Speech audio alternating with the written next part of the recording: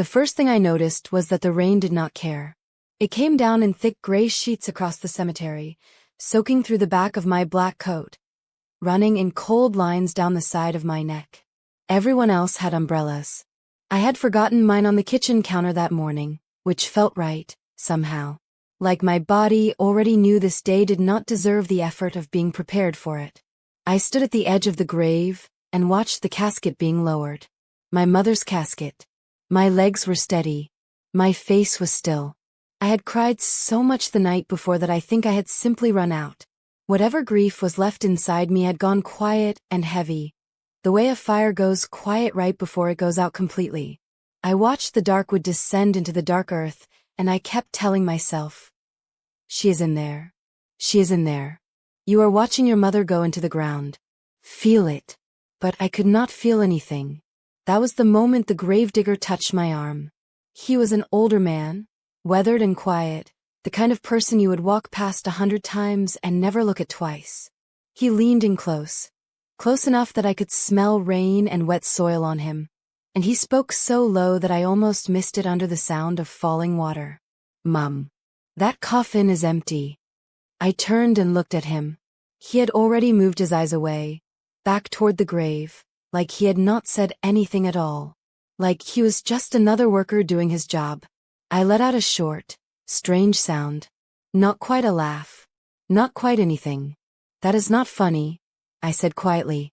He reached over without looking at me and pressed something into my palm. Small. Cold. Metal.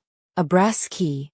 There was a folded piece of paper wrapped around it, held in place with a rubber band. "Do not go home," he said, his voice barely above a whisper. "Go to the lake house. Alone." Before I could say a single word, my phone buzzed in my coat pocket. Unknown number. One message. 3 words. "Do not trust your father. You're not going to believe what happened next. But before we continue, make sure you're subscribed." I looked up slowly from the screen. Across the grave, through the rain, my father was standing perfectly still. Black suit. Black tie. Both hands folded in front of him. He was not crying. He had not cried once since my mother died. I had told myself that was just his way, that some people go internal with grief, that it did not mean anything. Standing there with a stranger's key in my hand and a stranger's warning on my phone, I was no longer telling myself that. My father's eyes met mine across the open grave. He smiled. Small. Controlled. The kind of smile meant to be reassuring. I looked back down at the key. "My name is Dara Whitfield. I am 31 years old. I have a master's degree in corporate finance, a practical mind, and what my mother used to call an unfortunate tendency to assume the best about people who have not earned it. I grew up in a good house in a good neighborhood with parents who looked, from the outside, like a love story. My father, Reginald Whitfield, built a regional real estate and investment firm from almost nothing over 30 years. My mother, Sylvia Whitfield, was the quiet engine behind all of it, the one who managed the books, kept the records, and never once let her name appear anywhere that the public could see. She preferred it that way. She always said that the person doing the real work rarely gets the credit, and that the trick is to be fine with that. I used to think that was wisdom. I understand now that it was a warning she was giving to herself. My mother died on a Tuesday. The official cause of death was listed as heart failure. She was 58 years old and, as far as any of us knew, in reasonable health. The news came to me through my father, who called me at 7 in the morning in a tone so flat and practiced that I remember thinking, even in the shock of that moment, that he sounded like a man delivering a business update. The funeral was arranged within 4 days. That was the first thing that felt wrong. 4 days. In my family, we do not rush. My father does not rush. He deliberates over restaurant reservations. He has been known to spend 3 weeks deciding on office furniture. But his wife of 32 years was dead, and the funeral was arranged in 4 days. And when I asked if we could take a little more time, he looked at me with those flat, patient eyes and said, "Dara, prolonging things does not help anyone heal." The casket was closed. There was no viewing. When my aunt, my mother's older sister, asked if she could have a private moment with the body, My father told her that the medical team had strongly recommended a closed casket for health reasons. He said it gently. He said it with such authority that nobody pushed back. But I saw my aunt's face when he said it. I saw the way her jaw set and her eyes went somewhere distant, and how she spent the rest of the evening sitting alone near the window not talking to anyone. I should have sat down with her that night. I should have asked her what she was thinking. But I was grieving and distracted, and I told myself there would be time. There is an old saying that has lived in my family for generations. My grandmother used to say it, and then my mother picked it up from her. In our family, when things are rushed, it is either a wedding or a secret. Standing in the rain over an empty coffin, I finally understood what my mother had been trying to pass down. Now let me go back a little further, because I need you to understand that the signs were there. I just did not know how to read them yet. 12 days before she died, my mother called me on a Wednesday afternoon. This was unusual because my mother and I had a Sunday call ritual. Every Sunday evening, 6 o'clock. We had done it for years. A Wednesday call meant something was on her mind. She asked me how work was going. She asked about the apartment. She asked whether I had been eating properly, which was a thing she asked me every time she sensed I was under stress. Whether I was actually under stress or not.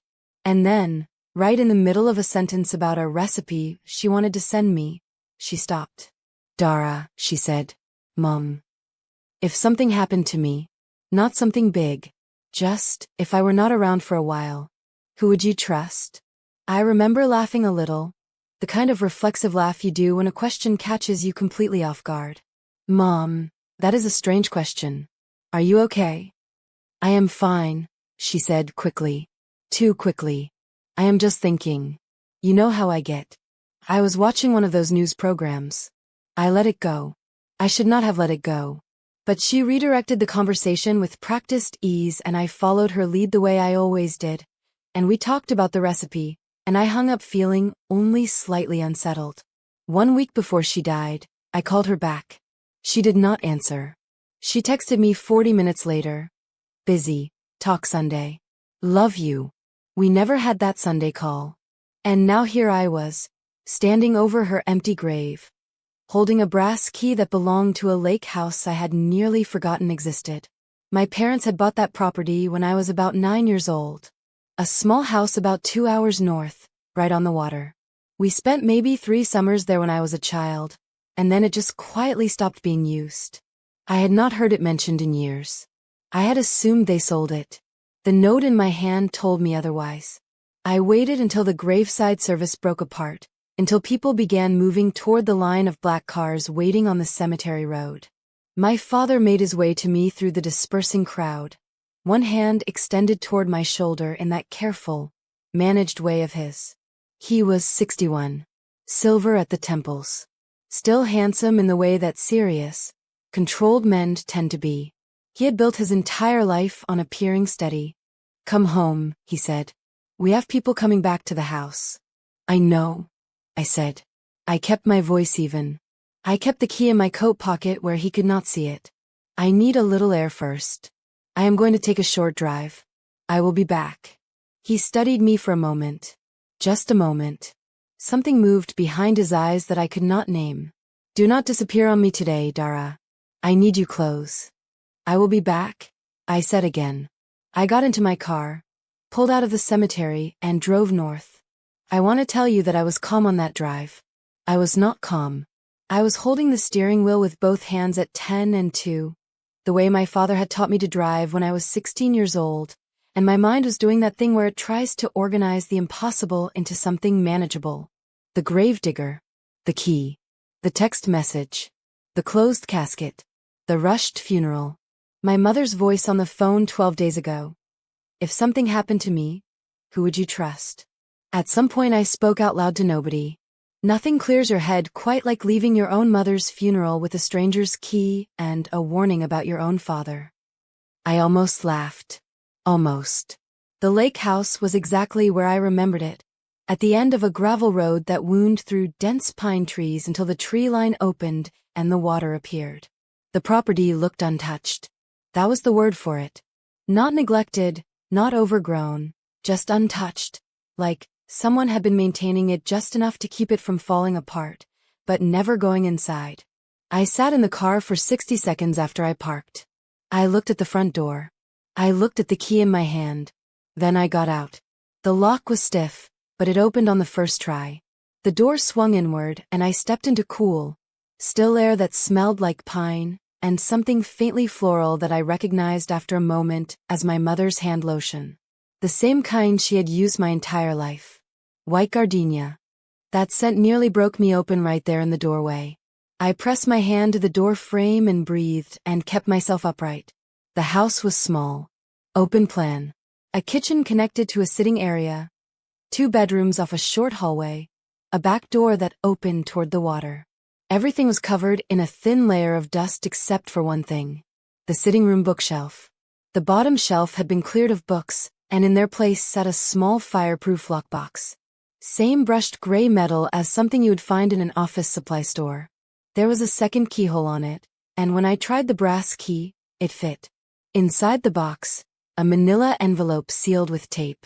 A USB drive with a strip of masking tape across it that read in my mother's handwriting, "Watch first."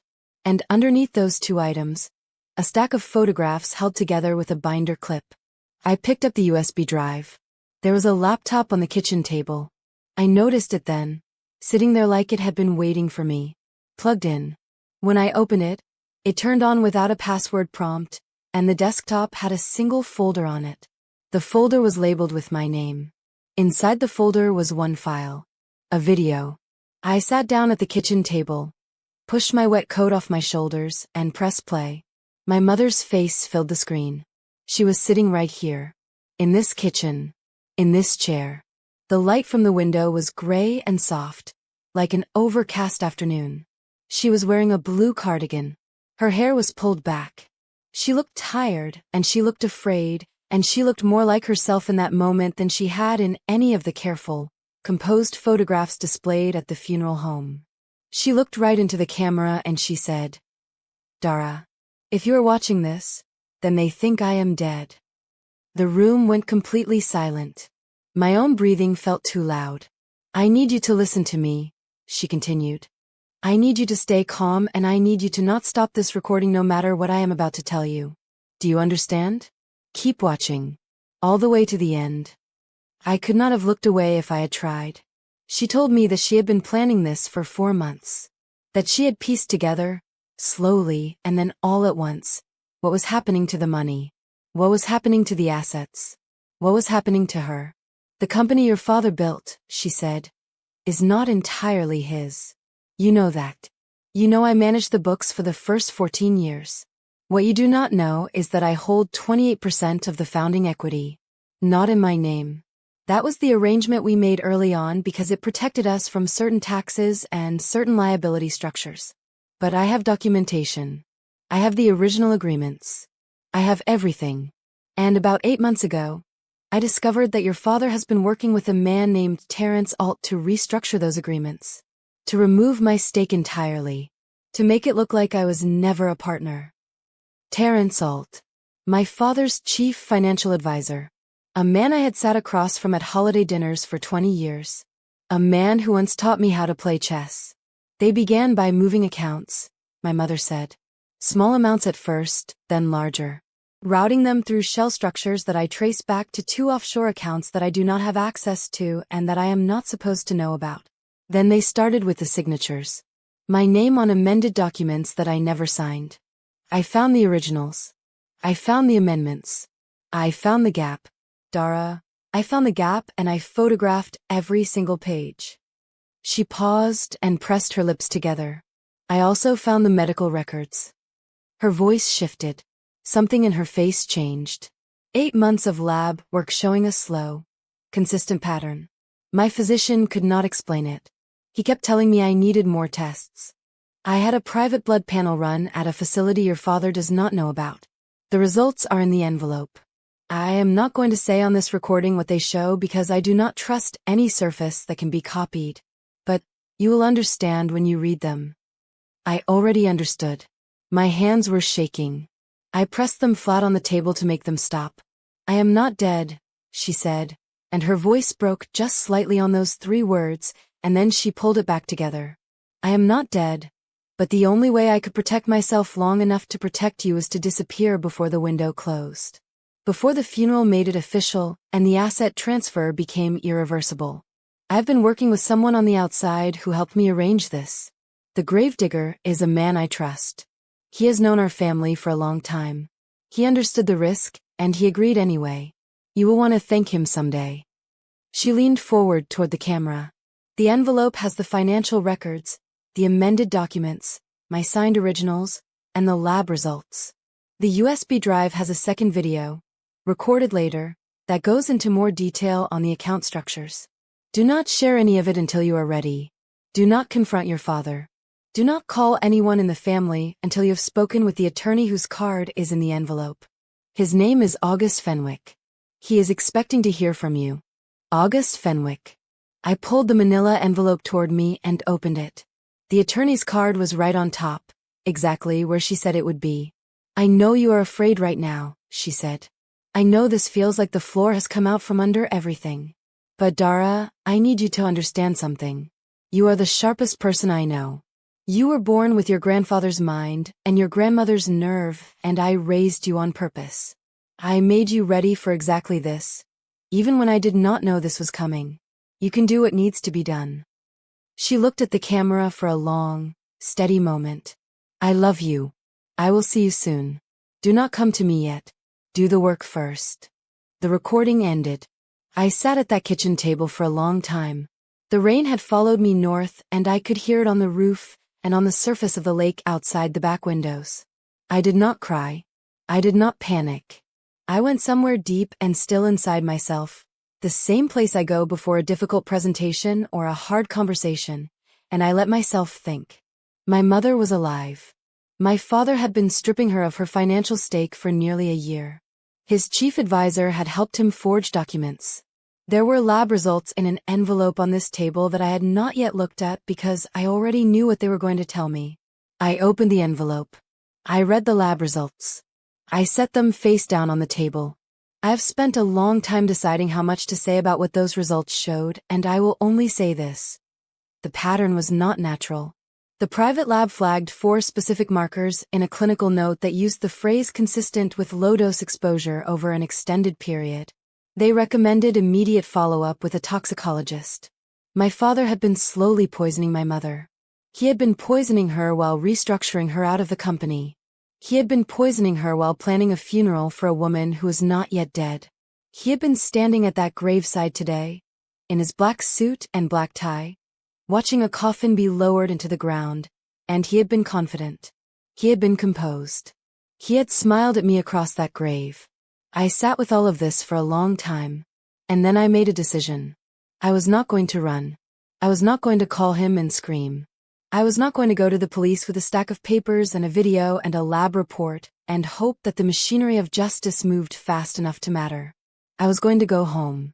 I was going to sit in my father's house among his carefully curated condolences and his measured grief and his network of people who believed in him, and I was going to smile, and I was going to wait. Because the annual review of my father's company was in 4 days. The board of directors, the legal team, the financial partners, the press. All of them gathered in one room for the formal presentation of the fiscal year results and the forward projections. It was a structured event with a program and a podium and a screen and a room full of people whose entire perception of Reginald Whitfield would be changed forever if the right information appeared on that screen at the right moment. I picked up my phone and called August Fenwick. He answered on the second ring. Miss Whitfield, he said. I have been waiting for your call. Tell me what I need to do, I said. First, he said, take photographs of every document in that envelope. Upload them to the secure drive I am going to send you a link to. Keep the originals with you. Then call me back and we'll talk about next steps. I did exactly that. Over the next 4 days I went home. I sat in my father's house. I accepted the condolences of people who did not know they were offering sympathy for a woman who was alive and well. I watched my father move through the rooms of that house like a man who had already won. He was warmer than usual, more present. There was a looseness to him that I had never seen before, a quality of someone whose long-held tension had finally released. He called me sweetheart 3 times in one day, which was 2 more times than he had called me that in the previous 5 years. I smiled at him. I asked if he needed anything. I made coffee. I made 3 more calls to August Fenwick. I made 2 calls to a forensic financial analyst that Fenwick connected me with. I drove to a different attorney's office and had a secondary sworn statement prepared. I made contact with the Regional Financial Crimes Division through a back channel that Fenwick had established. I did all of this quietly, in my car or in my childhood bedroom with the door locked and the music on. On the morning of the company board review, I dressed carefully. I wore the dark navy suit my mother had given me 2 birthdays ago. The one she said made me look like someone who was about to make a decision that mattered. I put my hair back. I did not wear jewelry. My father saw me in the kitchen that morning and tilted his head. "You are coming to the board meeting?" "I thought I should," I said, "for appearances." He considered this for a moment, then nodded. "That is actually a good idea. It sends the right message." Terrence Alt was already in the conference room when we arrived. He stood when he saw my father enter, the way he always did. That half-bow of professional deference that I had always read as respect and now read as something else entirely. He nodded at me. I nodded back. The room filled with board members, advisors, attorneys, and the firm's communications director. Cameras were set up along the far wall for the press documentation segment. The AV system was live, and the main screen displayed the company logo. I had arrived 45 minutes early and spoken to the AV technician. A young woman named Priya, who was friendly and professional, and who had no reason to refuse a polite request from the daughter of the firm's founder. I had told her I needed to play a brief video statement from a family member at the start of the proceedings, before the formal review. That it was a personal tribute to my mother. That my father had approved it. She had set it up for me on her tablet, and told me to press the blue button when I was ready. My father opened the meeting. He thanked everyone for attending. He made a brief, elegant statement about loss and resilience, about my mother, and how the firm would continue to honor her memory through the strength of its work. Several people nodded. The cameras rolled. He looked at me once, and I looked back at him, and I held his gaze just long enough. Then I stood up. "Before we move into the formal review," I said, keeping my voice completely even, "I have something I would like the room to see." My father frowned, just slightly. Controlled. "Dara, this is not. It will only take a moment," I said. "I think it is important for the board to hear directly from the Whitfield family." I pressed the blue button. My mother's voice filled the room. And then her face appeared on the screen. She was not reading from the kitchen recording. This was the second video on the USB drive. The one recorded later. The one she had described as going into detail on the account structures. She was composed and precise, and she named names and she cited account numbers, and she held up documents to the camera one by one, each one dated, each one a piece of the architecture of what had been done to her. Her voice did not shake once. The room went absolutely still. I watched Terrence Alt's face go through 4 distinct expressions in approximately 9 seconds. I watched the board members lean forward. I watched the attorney on my father's right side slowly remove her glasses. My father stood up. This is fabricated. This is. He looked at me, and for the first time in my life I saw something in his face that I had never seen there before. Not anger. Not control. Fear. Pure, dismantled fear. "Dara, where did you get this? You have no idea what you are looking at." "I know exactly what I am looking at," I said. "So does August Fenwick. So does the forensic financial team that reviewed the amended documents and the original agreements. So does the Regional Financial Crimes Division, who received a formal submission 48 hours ago." The room broke into overlapping voices. And then the door at the back of the conference room opened. My mother walked in. She was wearing a light gray coat, and her hair was down, and she walked through that door like a woman who had practiced the moment 1,000 times in her mind and was finally ready to live it. She looked at the board. She looked at Terrence Alt. She looked at her husband. She did not say anything right away. I have seen men crumble before. I watched my father crumble in real time. In front of 30 people, under the gaze of the wife he had tried to kill and erase and bury in an empty box. His face went the color of old ash. His hands, those careful, controlled hands, dropped to his sides. My grandmother had an expression she used when she watched someone finally receive what they had earned. She would say, "I have seen people lose everything before, but never that fast." I have never understood that expression more fully than I did in that moment. The formal proceedings that followed are a matter of record now, and I will not walk through every step of them here. What I will tell you is that Reginald Whitfield did not leave that building as a free man.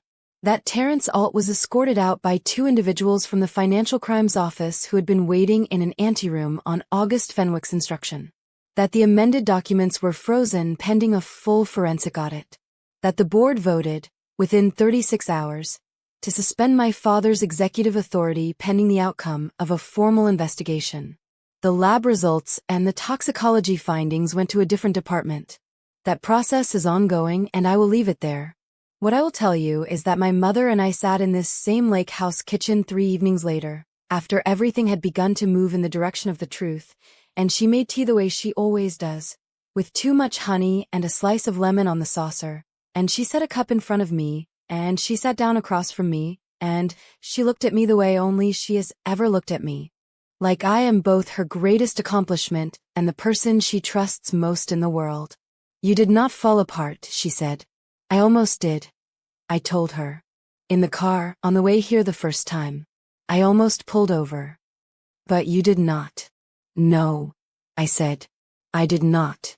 She wrapped both hands around her cup and looked out at the water. The evening was quiet. The pines were still. Everything outside was the kind of clean that only comes after a long rain. "He thought he had buried me," she said finally. "He thought he had," I agreed. She turned back and looked at me with something that was not quite a smile, and not quite sadness, but held both things at once. "What he really buried," she said, "was himself." I picked up my cup.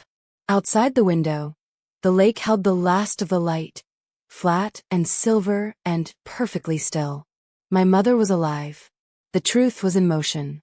And in that quiet kitchen that smelled like white gardenia and pine, and the particular piece of something survived, I sat across from the woman who had raised me to be exactly ready for this, and I finally, after all of it, let myself breathe.